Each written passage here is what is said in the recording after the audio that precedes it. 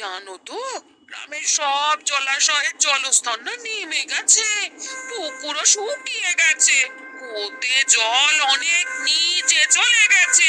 কি যে হবে কে জানে। এই বছর তো বৃষ্টি হয়েছে কম, তার উপর মানুষজন জল ব্যবহারের চেয়ে নষ্ট করে বেশি। দেখি, মহারাজকে বলতে হবে।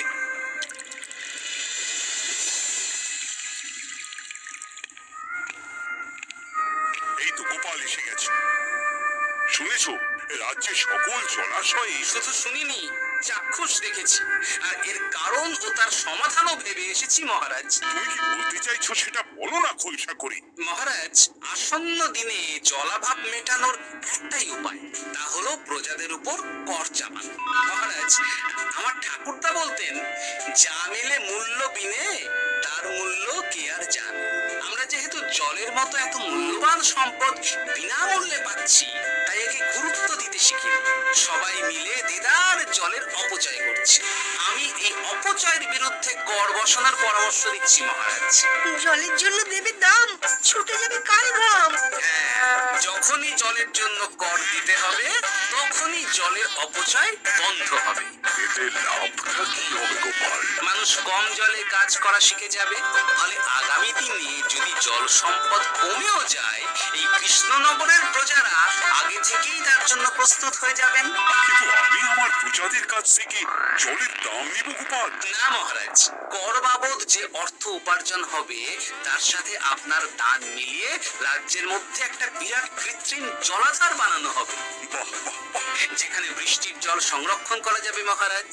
এতে সারা বছর ধরে আর কোনো জলের অভাব থাকবে না মহারাজ। গোপালের প্রস্তাব বড় ভালো লেগেছে। আগামী দিনে ইতিহাসে এই কর্মযজ্ঞের কথা লেখা থাকবে বলে আমার বিশ্বাস। আর তাই আমি গোপালকে এই মুহূর্তে 50টি স্বর্ণমোহর উপহার দেব বলে ঘোষণা করছি। সাধু সাধু সাধু।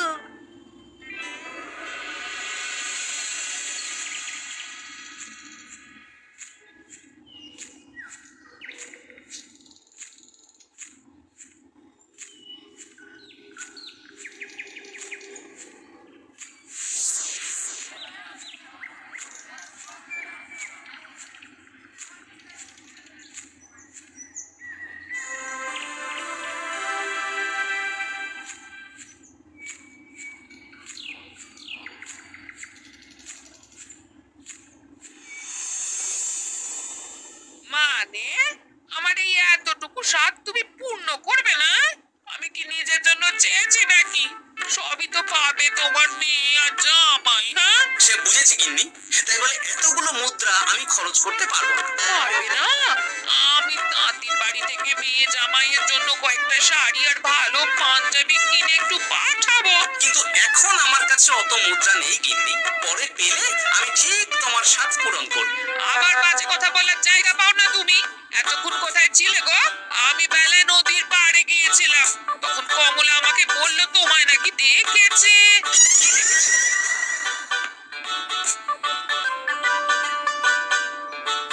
কোথায় গেল? এত বড় মুদ্রার থলে কি হাওয়াতে উবে গেল নাকি? এই রে, এ তো মহা ঝামেলা। কখন কে যে গিন্নিকে খবর দিচ্ছে সেটা টেরও পাইনি।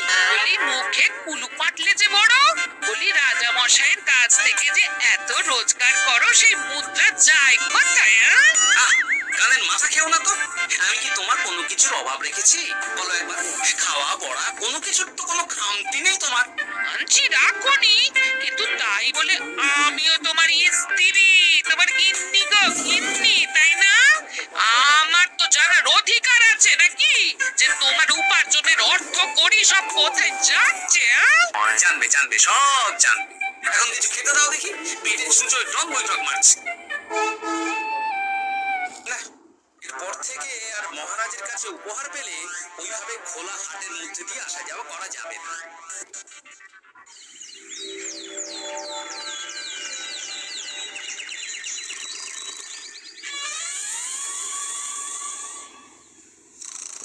তোমার আর কোনো চিন্তা নেই গোপাল, আমি তোমার মাসোহারা তো বাড়িয়ে দিলাম, সঙ্গে প্রত্যেকদিন তুমি 10 মোহর করে পারিতোষিক পাবে। এই নাও।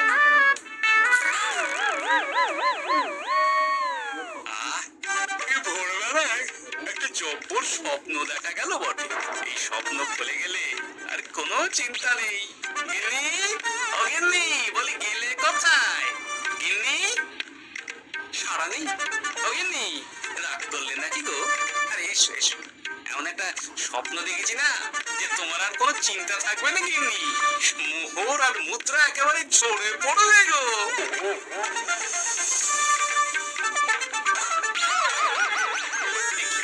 এসব ফলাহার সাজিয়ে রেখে গেল কোথায় গিন্নি? নিজের বাপের বাড়িতে তো যাবে না, কেউ নেই সেখানে। মেয়ের বাড়ি গেল নাকি? না, মেয়ের বাড়িতে তো গিন্নি যায় না। তাহলে না না, খালি পেটে আর ভাবতে পারছি না। আগে মুখ হাত ধুয়ে এসে কিছু খেয়ে নি, তারপর দেখি গিন্নি কোথায় গেল। না, গিন্নিকে তো কোথাও দেখলাম না, গেল কোথায়? যাকে, আগে রাজবাড়িতে তো যাই, ফেরার সময় না হয় আমার খোঁজ নেব, ততক্ষণে ফিরেও আসতে পারে।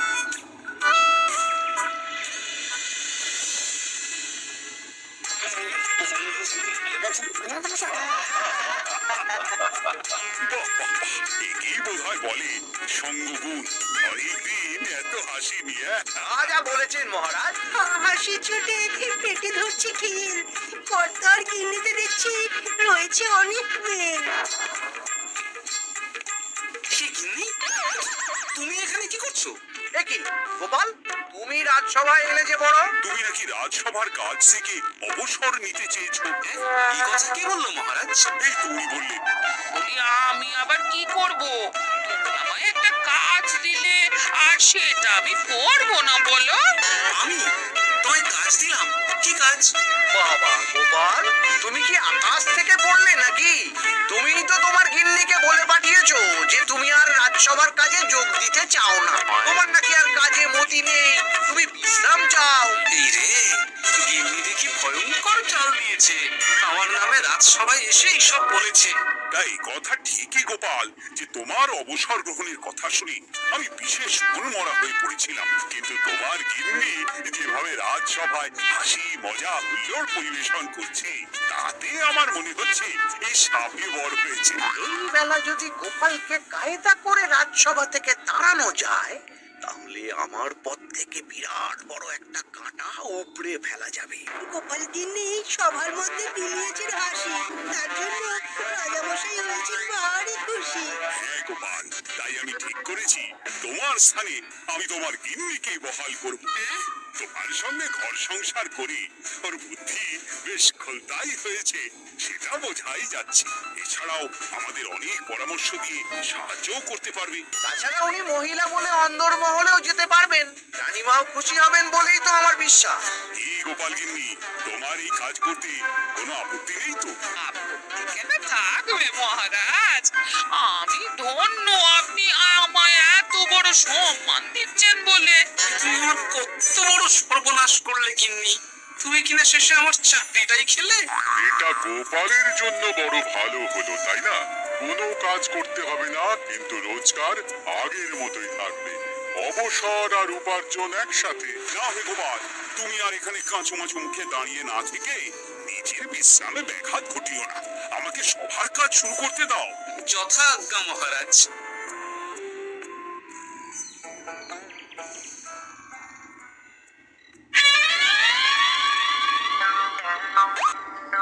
মানে, মহারাজ সমস্যার সমাধান করতে দিয়েছেন তোমাকে, আর তার উত্তর দেব আমি? কেন, তুমি আমার চাকরি খাবে আর তোমার সেই চাকরি রাখার দায় নেব আমি? হ্যাঁ? হ্যাঁ নেবে। মানে, কাল রাজসভায় মহারাজের সমস্যার সমাধান করব, সেই মতো কথা দিয়ে এসেছি। হ্যাঁ, আগাম 10টা মুদ্রাও বাকিয়ে এনেছি, তার থেকে তোমায় একটা মুদ্রা দিলাম। মানে মানে আমাকে উত্তর বলে দেবে, না হলে আমি কেন দেব? আমি পাবো একটা মুদ্রা, আর তুমি আমার কাছে উত্তর জেনে নিয়ে সেটাই বলে পাবে 9 মুদ্রা। কিছুতেই না। বলবে না?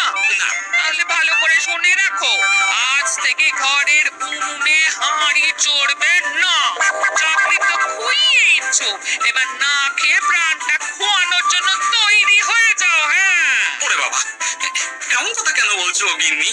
তুমি তো জানো যে খিদে একদম সহ্য করতে পারি না। এখন যদি তুমি এইসব বলো তাহলে আমার রক্ষে নেই গো। বেশ, তাহলে আমি যা জানতে চাইছি শ্বশুর শ্বশুর করে বলে ফেলো দেখি। এ আমি কি শাখের করাতে পড়লাম রে বাবা। ঠাকুর, এত দুর্ভোগ লেখা ছিল, ঘরে বাইরে সব জায়গায় এত হেনস্থা যে সহ্য করা যায় না ঠাকুর।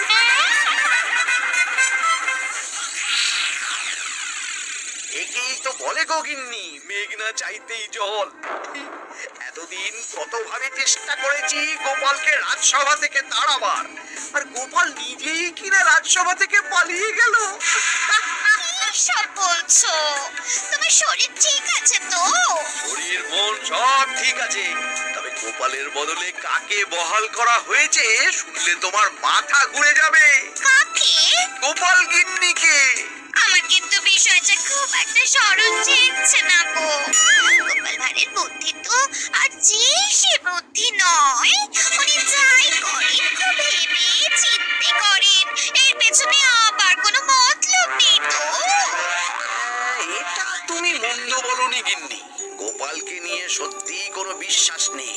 ও কখন কি ঘোট পাকাচ্ছে বলা যায় না। আমাকেও সাবধানে থাকতে হবে। দেখতে হবে যে গোপাল আসলে কি চাল চালতে চাইছে।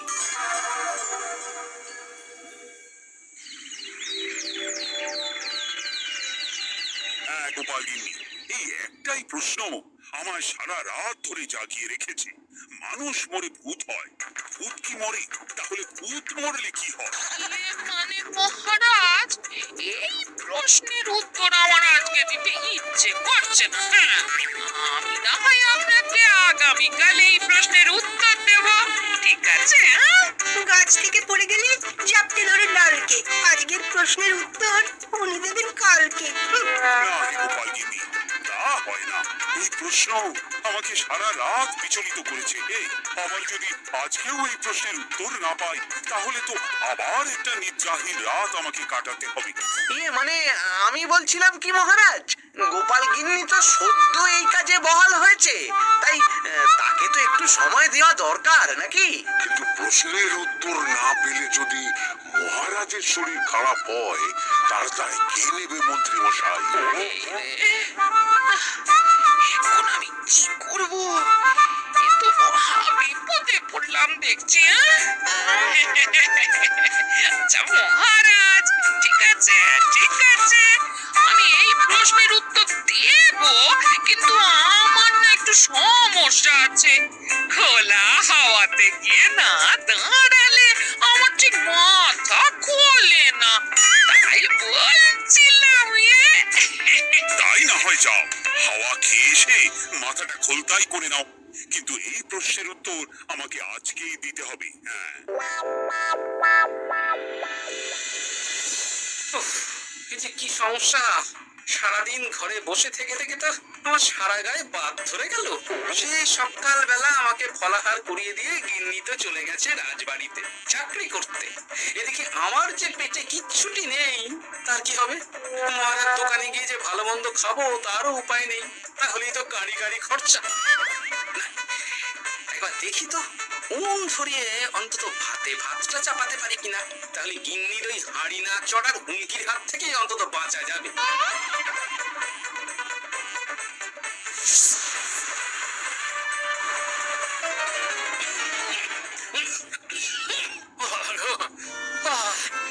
এত কেসে কেসে সোজা শেষ যাত্রা হয়ে যাবে আমার।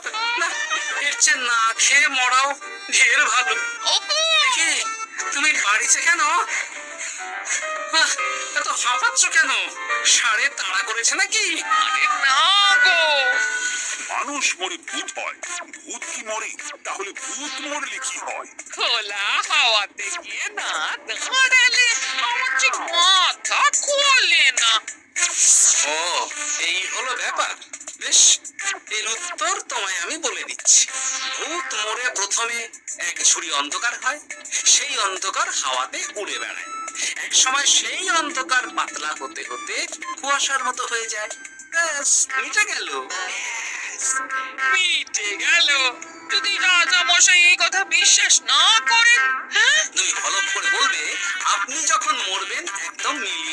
মহারাজ, এর চেয়ে এক পা এদিক ওদিক হয় না যেন। হ্যাঁ, এই না হলে তুমি গোপাল ভাঁড়, হ্যাঁ? বুঝেছ তাহলে? তুমি চিন্তা করো না, রাজবাড়ি থেকে ফেরার সময় আমি তোমার জন্য অনেক অনেক বাজার করে আনবো, ঠিক আছে? এই আমি যাই। এ তো ভারী মজা হলো। মহারাজ তক্ষুনি প্রশ্নের উত্তর চাইলে গিন্নি এইভাবে সেই রাজবাড়ি থেকে দুধ দাঁড়িয়ে ছুটে আসছে উত্তর জানতে। আমাকে তুমি একটা চাল দিয়ে উপকার করেছো তো গিন্নি। এইবার বুঝবে কত ধানে কত চাল।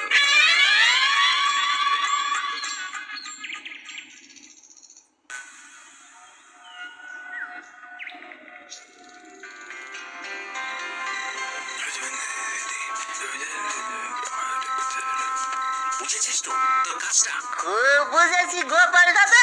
নে এবার লেগে পড় দেখি।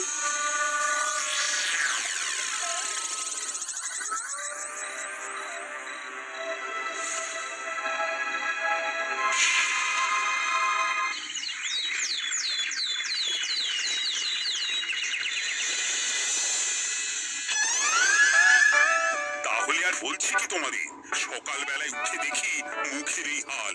এই কাণ্ড কি করে হলো মহারাজ? তার আমি কি জানি।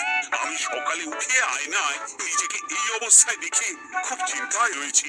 গোপাল গিন্নি, আগে মহারাজ, গোপাল থাকলে যে কাজ করতো সেটা তো তোমাকেই করতে হবে, বলতে হবে। এর সমাধান কি? মানে আমি হ্যাঁ, আমার মনে আছে। তোমার তো আবার হাওয়া না খেলে চলে না। যাও যাও, তাড়াতাড়ি হাওয়া খেয়ে এর উত্তর নিয়ে এসো।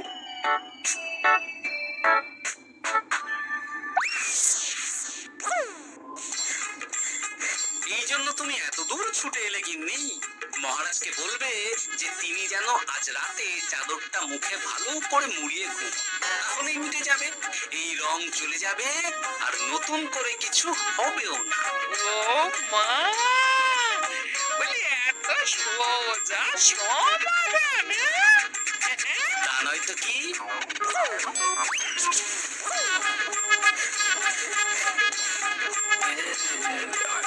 কাল সারা রাত আকাশে একবার দেখলাম চাঁদ উঠেছে, আর একবার দেখলাম ঘোর অমাবস্যা। এর কারণ কি? একই রাতে দুই তিথি হয় কি করে? আরে আর একটা সমস্যা, হ্যাঁ, এটা আগে বললেই তো হতো মহারাজ।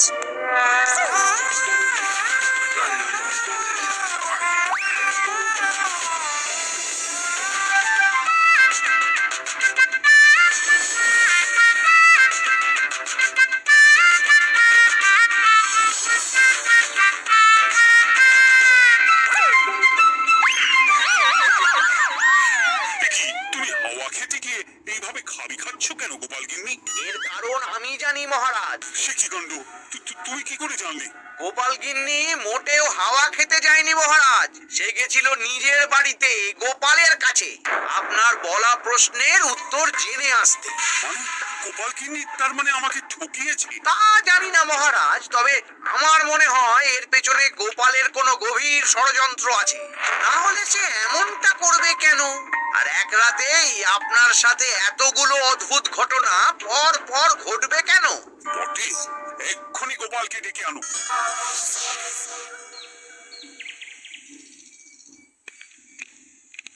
না মহারাজ, আমি সত্যি অবসর চেয়েছিলাম, আর তাই আমার গিন্নি আপনার কাছে এসে বলেছে। ওর কোনো দোষ নেই মহারাজ। না মহারাজ, আমি মিথ্যে কথা বলেছি, হ্যাঁ।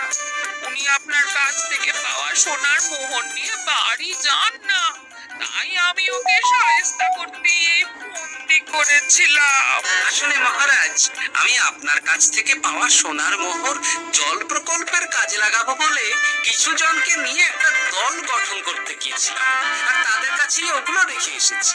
এটা যদি আমার দোষ হয় তাহলে আমি ক্ষমা প্রার্থী মহারাজ। সাধু গোপাল, সাধু তোমার উত্তর। ও, আর এদিকে রাজবাড়ি থেকে বাড়ি, আর বাড়ি থেকে রাজবাড়ি করতে করতে আমার প্রাণ ওষ্ঠাগত হয়ে গেছে মহারাজ। আমার ঘাট হয়েছে, আপনি আমায় ক্ষমা করে দিন মহারাজ। এইবার মজার টের পেয়েছ তো গিন্নি? আপনি আপনার আদরের গোপাল ভাঁড়কে তার চাকরি ফিরিয়ে দিন মহারাজ। আমি যাই আমার হেসেল সামলাতে।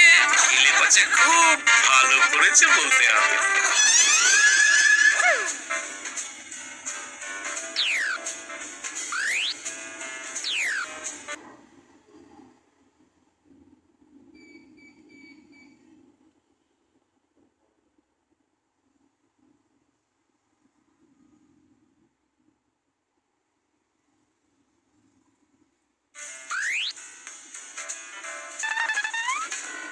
তবে মহারাজ, অমাবস্যা পূর্ণিমা সব আমার বুদ্ধিতেই কেলেপাচা করেছে। আপনার ওই মুখের রং, ওটি একটি বিশেষ রং যার আয়ু একদিন, তাই ওটা এমনি মিলিয়ে গেছে। হ্যাঁ, সেই বরং ভালো। তুমি তোমার গিন্নিকে নিস্তার দাও গোপাল। তাছাড়া আমিও আমার গোপালকে ছেড়ে আর থাকতে পারছি না। যথাজ্ঞা মহারাজ। আমারও যে আর এই অবসর ভালো লাগছে না মহারাজ। গোপাল ছাড়া রাজসভা যে লাগে ফাঁকা ফাঁকা, তাই তো আমার চাকরিতে তাকে বহাল রাখা।